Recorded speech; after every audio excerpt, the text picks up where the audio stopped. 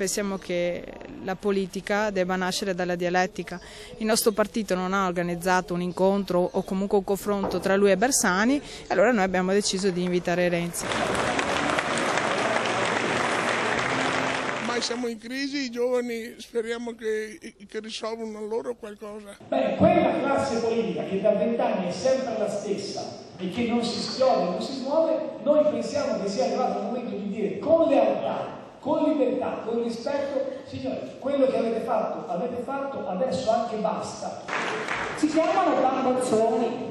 È lo Stato, è chi ci ha governato che ci ha reso bamboccioni. Mi aspetto proposte innovative per i giovani, per il ceto, diciamo, della popolazione medio-bassa. Non possiamo avere una classe politica che allunga l'età media della pensione per una signora che lavora da 35 anni e contemporaneamente lascia al parlamentare la doppia pensione, perché oltre alla pensione deve il vitalizio. È un simbolo.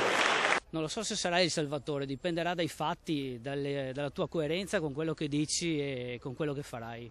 Vitalizio, stipendi, indennità, dimezzamento del numero parlamentare, ricambio. Se queste cose le dicesse il mio partito, immediatamente Beppe Grillo passerebbe al 2%, potrebbe dedicarsi con grande passione alla sua attività di nuoto e non preoccuparsi di fare politica, e il PD avrebbe un sacco di